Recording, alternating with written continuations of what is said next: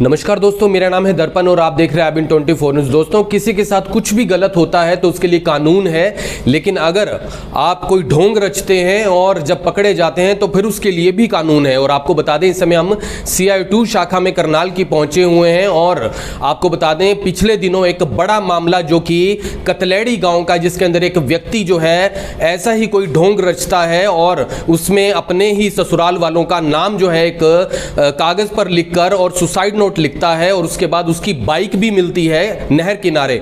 और अब बता दें कि वो शख्स पकड़ा गया है कुछ दिनों बाद, जो कि CI2 के अंदर इस समय मौजूद है। लेकिन अभी फिलहाल CI2 शाखा में हम मोहनलाल जी हैं, SHO मोहनलाल जी, जिन्होंने जस हत्याकांड जैसी बड़ी गुत्थी को भी सुलझाया था, तो उनसे बात करने का प्रयास करते हैं। पूरा मामला हम आपको फिर से बताएंगे और आपको बता दें कि पत्नी उसकी प्रीति, जिसके ऊपर और अपने ससुर के ऊपर भी उसने काफी सारे आरोप लगाए थे मारपीट के, तो वो शख्स पकड़ा जा चुका है। तो बात करने का प्रयास करते हैं मोहनलाल जी से। सर, क्या कुछ पूरा मामला एक बार से बताते हुए सर आप एक बार बताएं। ये 10 तारीख का मामला था, 10/5 का, कि ये निसिंग का रहने वाला है लड़का सोहनलाल जी, सोहन सिंह, और ये बेसिकली कथलेड़ी गांव का रहने वाला है। अब अपने ससुराल में ही निसिंग रहता है। ये भी पहले जो इसकी ससुराल पक्ष है, पहले कुंजपुरा रहते थे और इनकी शादी के बाद फिर इन्होंने कुंजपुरा वाली जो ज़मीन थी ये बेच के और निसिंग में कुछ ज़मीन ले ली थी। अब वहीं ये काफ़ी टाइम से 2-3 साल से निसिंग रहते हैं। तो इनका कोई 10 तारीख को घरेलू इनका विवाद था, उस डिस्प्यूट में फिर ये घर से चला गया था। और अब इसकी पूछताछ से ये पता चला है कि इसने घर से जैसे ही 6 बजे आया तो यहाँ नहर पे आ गया था। नहर पे इसने अपनी बाइक छोड़ी और जो इसने कपड़े पहने हुए थे वो वहीं बाइक के पास रखे। एक सुसाइड नोट लिखा, जो बैग था उसके पास, उसमें वो डाल दिया। मतलब पूरा ये सीन क्रिएट करके कि सबको ये लगे कि इसने सुसाइड कर लिया। यहाँ से चप्पल भी इवन की उसने वहाँ पे निकाल के रख दी थी और ये वहाँ से फिर चला गया था। कई दिन वहाँ उसी दिन इसने अपना फ़ोन बंद कर लिया था। कई दिन बाद फिर ये, क्योंकि नेक्स्ट डे ये खाटू श्याम जाने वाली बस में उसी दिन बैठ गया था और अगले दिन सुबह खाटू श्याम जी पहुँच गया था। वहाँ ये 5-6 दिन रहा। उसके बाद फिर जो इसका पुराना सिम था वो इसने बताया कि तोड़ दिया था। फिर इसने नया सिम खरीदा था परसों और उससे फिर इसने बात की थी। जी। तो अब ये पूछताछ के लिए आज इसको लेके आए थे। सर, बता रहे राजस्थान के किसी एरिया से पकड़ा गया है खाटू श्याम गया हुआ था ये। जी। उसी दिन ये खाटू श्याम चला गया था। उसी दिन खाटू श्याम चला गया था। तो यहाँ पर आपको हम कुछ तस्वीरें भी दिखाएंगे सर। उनसे पूछताछ में अभी जो कुछ अभी सामने आया, तो इसमें जिस तरीके से परिवार पर तो आरोप लगाया, तो साथ मारपीट होती है। तो जब आपने अभी फिलहाल पूछताछ की, उसमें क्या कुछ इसने बताया अभी? नहीं, उसमें इसने ये बताया कि कोई घरेलू इनका झगड़ा था उस दिन। जैसे दिन में कोई बातचीत इनकी फ़ोन पे ही हुई थी। इसकी वाइफ और इसके ससुर जो थे वो करनाल आए हुए थे और जब ये करनाल से वापस गए थे उनका कुछ आपस में कहा सुनी हुई और उस कहा सुनी में ही अपना बैग लेके, बाइक लेके और ये करनाल आ गया था। उसके बाद फिर इसने ये सीन क्रिएट किया। नहर पे अपने कपड़े रख दिए, चप्पल रख दी, बाइक खड़ी कर दी, सुसाइड नोट छोड़ दिया, जिससे सबको यूँ लगे कि इसने सुसाइड की है। और इसके बाद फिर लगातार इसने कई दिन फ़ोन बंद रखा। तो सबको उस टाइम यूँ ही लगा था कि इस बंदे ने सुसाइड के अनुसार कि इसने सुसाइड कर लिया है। सुसाइड नोट पढ़ के यही लग रहा था कि सुसाइड कर। सर, परिवार का आरोप है कि ये सब कुछ उसने इसलिए किया कि वो उनकी ज़मीन हथियाना चाहता था, उनकी प्रॉपर्टी हथियाना चाहता था। क्या ऐसी भी कोई बात उसने अभी? नहीं, पूछताछ के दौरान जैसे ये पता चला है कि जब इसकी शादी हुई तो इसके ससुराल जो पक्ष है वो कुंजपुरा के रहने वाले हैं, कुंजपुरा रहते थे। उसके बाद उनके जो एक लड़का था उनके पास, लड़के की मृत्यु हो गई थी और उसकी मृत्यु के बाद उन्होंने जो कुंजपुरा वाली जो ज़मीन थी वो बेच दी थी।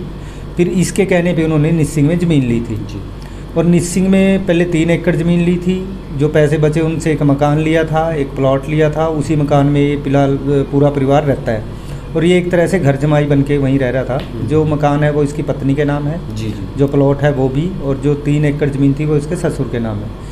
बाद में फिर इसने बताया कि वो 3 एकड़ ज़मीन भी इसने बेच दी थी, इसके ससुर ने रिचने सलाह करके।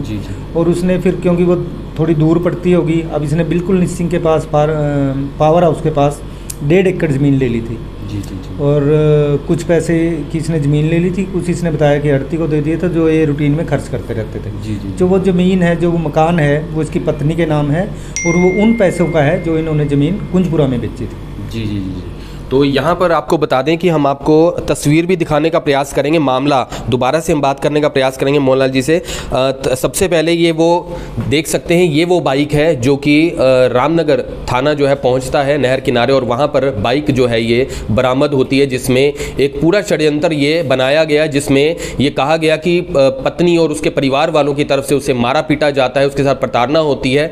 और यहाँ पर जो आप बाइक देख रहे हैं, इसके अलावा भी आपको हम जो सोहन सिंह जो कि नाम है शख्स का, मैं आपको उनकी तस्वीर जो है दिखाने का प्रयास करूंगा। ये तस्वीर आप देख सकते हैं सोहन सिंह की, और इस तस्वीर के अंदर आप देख सकते हैं कि ये तस्वीर लेकर जो है उनके परिवार के, सोहन सिंह के परिवार के लोग जिला सचिवालय के बाहर भी हंगामा करते हैं और बताते हैं कि इस तरीके से उसके साथ प्रताड़ना होती थी, और बाकायदा उसकी पत्नी पर, प्रीति पर आरोप लगाते हुए बताते हैं कि वो बच्चों के साथ भी मारपीट करती थी। जबकि बातचीत में फिलहाल परिवार ने बाद में बताया कि सिर्फ महज एक घर में छोटी सी बात को लेकर बच्चे को उसने डांटा था, क्योंकि बच्चे ने 100 रुपए की चोरी की थी। यानी मामले को किस तरीके से प्रदर्शित किया था, पत्नी के ऊपर आरोप लगाया था, पत्नी की ये तस्वीर उन्होंने दिखाई थी।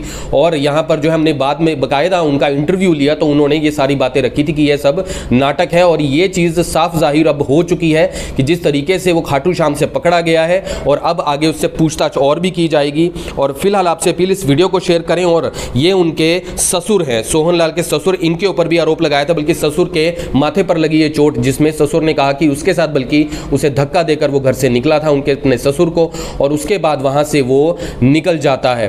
तो अभी फिलहाल आपको बता दें कि जो निसिंग थाना है वहां पर उनकी पत्नी ने लड़ाई झगड़े के बाद जो है अपने पति के खिलाफ ही वहां पर रिपोर्ट करवाई थी कि वो झगड़ा करके घर से निकला हुआ है। लेकिन इस मामले की गुत्थी को सुलझाया गया और आगे जो है ट्रैकिंग करके उसे पकड़ा गया है। तो फिलहाल जो है यहाँ पर सर कुछ और ऐसा भी कोई है अभी कोई जानकारी जो अभी तक उससे पता चल पाई है, या क्या कुछ इसके बारे में और कुछ? नहीं, फिलहाल पूछताछ उससे करी है, अभी यही जानकारी मिली है कि इस तरीके से उनका झगड़ा था, और फिर उसने सिर्फ ये दिखाने के लिए कि सबको यूं लगे कि उसने आत्महत्या की है, फ़ोन उसने बंद कर लिया था और वो चला गया था, ताकि सबको यूं लगे कि उसने सुसाइड किया है। और ये जो निसिंग थाने में एक FIR जो दर्ज करवाई थी, उसके भाई ने करवाई थी, बलकार ने। जब इसको पूछा कि क्या उस टाइम इसने बलकार को कोई मारपीट बारे या कुछ बताया, इसने बताया कि इसने बलकार को कोई ऐसी बात नहीं बताई थी, सिर्फ दिन में फ़ोन पे बात हुई थी 2-3 बजे, और उसने ये बताया था कि उनके परिवार में कोई आपस में कोई डिस्प्यूट चल रहा है।